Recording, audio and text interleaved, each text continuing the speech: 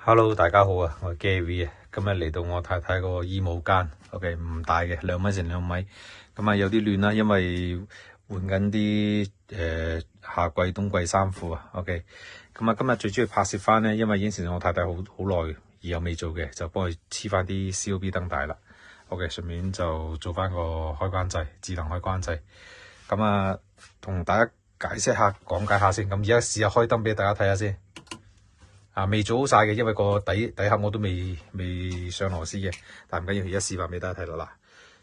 嗱，開完燈之後咪非常之光猛，揾衫褲嘅時候就輕輕鬆鬆啦。OK， 係啦，咁呢樣嘢咧開翻先啊，唔想喺度。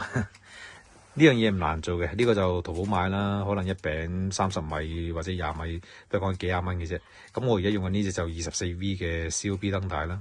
OK， 咁啊點做咧？好簡單，就佢後面有個膠紙嘅，其實上面膠紙咁可以一搣就一路黐上你發光嘅位，就一路沿住去黐上下黐完之後咧，接翻條電線啦。咁呢啲通常你用0.5平方米或者0.75平方米夠晒噶啦，唔需要去到燈線嗰啲1.5平方米嘅。OK， 咁然之後連翻個火牛啦，火牛就跟翻譬如頭先我 24V 嘅，就買翻譬如 24V 嘅火牛啦。咁然之後呢隻係200W嘅，咁我今日黐咗大概可能20米，咁20米譬如1米就15W啦，咁10米就85，20米就300W。OK， 咁你自己計翻或者問翻商家都 OK 噶啦。咁大概通常你都係300-400W就一間房就黐好晒嘅。譬如你如果廚櫃嗰啲都係100W以內嘅啫。OK， 咁其實都係好細火數嘅。OK， 做就唔難做，你黐完駁埋火牛，跟住拉翻條線。OK， 咁俾大家望下，因為我底盒未裝啦。OK， 咁最緊要咩咧？智能開關最緊要係個零線啦。咁點解我成日都話要有零線？就係話佢穩定啲嘅，冇咁容易閃啦，冇咁容易即係感應唔到或者係即係控制唔到啦。OK，咁呢個條就原本嘅火啦。咁因為呢個得一個開關，咁就呢度一條線啦。OK，咁呢啲開關咧，我就用翻米家嘅。OK， 連接米家。咁你可以喺淘寶買啦，可以有呢個 logo 嘅，亦都係有呢個可以刻字嘅。其實基本上乜都得噶啦。呢個就膚感，亦都有啲玻璃面亦都有黑有白有灰，乜顏色都有噶啦。其實而家係非常之方便只要有條線 OK， 你留咗個位拉一條線，即係零火啦。OK， 咁就已經可以做到啦。咁實際點樣去做就唔特別教大家。一拉線呢 part 其實涉及一個叫做基本電力知識問題啦。OK， 因為怕大家好多嘢唔清唔楚，就搞到亂晒。其實最好就係咩咧？裝修嘅時候同師傅講，即係電工師傅，喂，我想希望呢度做智能開關喎，咁留翻條零線啦。OK， 咁做完智能開關有咩好處咧？咁大家望下啦。咁我部電話開先。咁我要用米家啦。咁米家咧，咁第一就係方便啦。譬如話齋，我喺廳喺房或者喺廚房，我都可以開到任何嘅開關，總之連接咗呢個米家 app 呢度嘅開關。咁然之後就亦都可以 set 時間啦。譬如睇翻智能啦，佢有全屋嘅呢個叫做 Good Morning Good Night 呢啲嘅。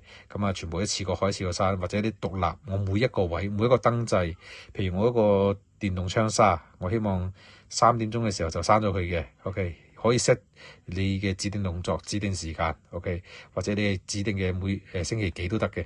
咁呢啲係非常之方便。譬如我點解窗紗窗簾要 set 佢閂咧？咁就因為我呢個 SPC 地板啦，我呢度西斜，咁如果太陽照得多嘅時候咧，都令到個地板嘅使用壽命呢個減短咗嘅。所以其實智能開關可以方便到我哋嘅使用啦。譬如你有啲電器，如果長期俾太陽曬住咧，都唔係咁好嘅。咁你又 set 翻個窗簾，我呢個時候閂，譬如閂完之後啦，日落之後啦，我亦都係可以 set 到開翻嘅。譬如7點鐘，我又開翻嘅。咁呢個係非常之非常方便嘅，所以日後大家如果屋企裝修，一定要做呢個智能。OK， 咁其實大家會見到我有呢個咩？有呢個閉路電視啦。OK， 屋內因為可能有寵物小朋友燈窗簾其他就算我門鐘Router甚至冷氣其他全部都齊晒嘅。風扇我全部都做智能嘅。咁呢個就係一機在手就可以做到嘅嘢嚟㗎啦。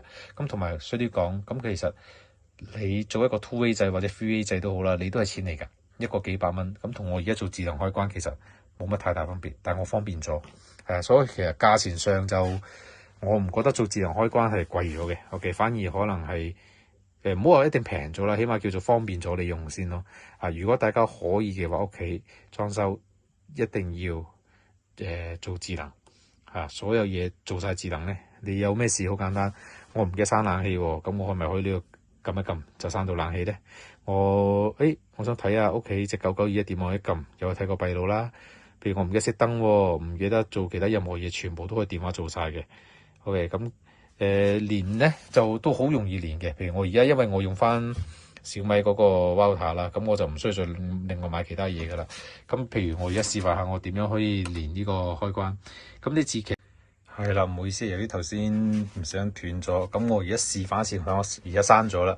示範一次點樣增加新嘅裝置嘅，真係好簡單嘅啫，有手就識噶啦。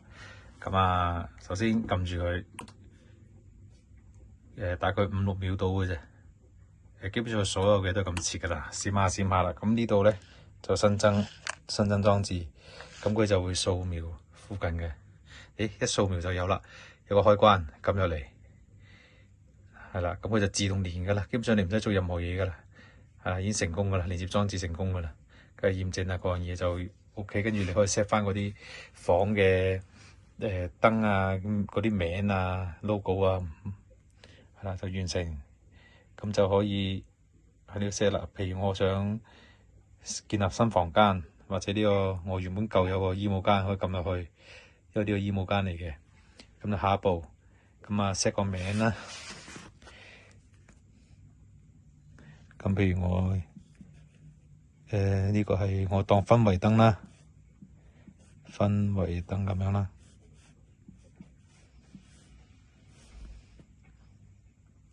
係啦，咁可以有更換圖示嘅，睇你自己中意嗰啲啦。譬如我呢個燈帶，我咪用翻燈帶個圖示咯冇所謂嘅。有吊燈有成好多呢啲自己可以 set 嘅，譬如呢啲圖案都得嘅，睇你自己中意。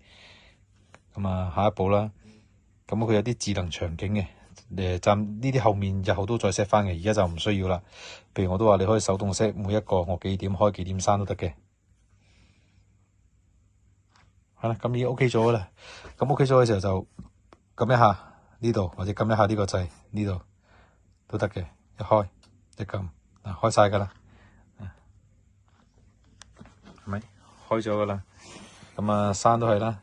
譬如今次試呢個啦，呢個掣而家開咗，而家撳一下。就閂咗噶啦 ，OK， 再撳多下，因為撳多下開咗噶啦。咁我 set 翻定時啦、計時啦，譬如我想喺呢度1個鐘頭，全部都有嘅，好智能嘅。咁佢都有個日誌嘅，所謂日誌即係你每日你做過啲乜嘢，你執行咗咩動作，佢都會顯示到俾你嘅，係非常之方便。即係而家嘅人，佢安裝係非常之簡單，使用係非常之簡單。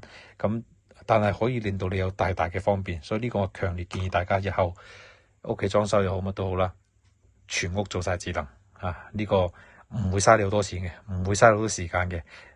老人家小朋友，譬如老人家都係㗎，你 set 咗俾佢，只要佢識得撳個電話咧，佢就識用㗎啦。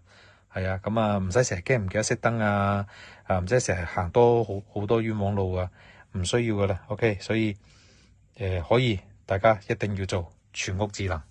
多謝大家。